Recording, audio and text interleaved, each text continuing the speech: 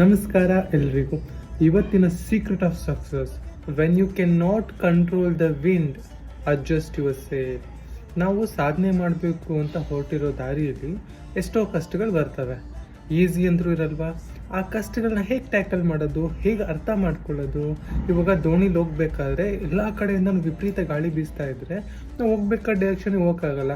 So ಗಾಳಿಗೆ ತಕ್ಕಂತೆ ನಾವು ಬೋಟನ್ನ ನಾವು ಚೇಂಜ್ ಮಾಡ್ಕೋಬೇಕಾಗುತ್ತೆ ಡೈರೆಕ್ಷನ್ನು. ಅವಾಗ ಮಾತ್ರ ನಾವು ಸ್ವಲ್ಪ ನಿಧಾನ ಆದರೂ ನಮ್ಮ ಡೈರೆಕ್ಷನ್ ಕಡೆ ನಾವು ಮತ್ತೆ ವಾಪಸ್ ಮರಳ್ಬೋದು. ಹಾಗೇನು ಲೈಫಲ್ಲೂ ಕೂಡ ಫಾರ್ ಎಕ್ಸಾಂಪಲ್ ತೊಗೊಳ್ಳಿ, ಜನರ ಆ್ಯಕ್ಷನ್ಸ್ ಕಂಟ್ರೋಲ್ ಮಾಡೋಕ್ಕಾಗಲ್ಲ, ಬಟ್ ನಮ್ಮ ರಿಯಾಕ್ಷನ್ಸ್ ಕಂಟ್ರೋಲ್ ಮಾಡ್ಕೋಬೋದಾ? ಸೊ ಅದರಿಂದ ಯಾರಿಗೆ ಲಾಭ? ನಮಗೇ ಲಾಭ. ನಾವು ಯಾವುದನ್ನ ಸಾಧ್ಯ ಇದೆಯೋ ಅದ್ರ ಬಗ್ಗೆ ಗಮನ ಹರಿಸೋದು ತುಂಬ ಮುಖ್ಯ. ಯಾವ್ದು ಸಾಧ್ಯನೇ ಇಲ್ವೋ, ಗಾಳಿ ತಡೆಯೋಕ್ಕಾಗತ್ತಾ? ಖಂಡಿತ ಆಗಲ್ಲ.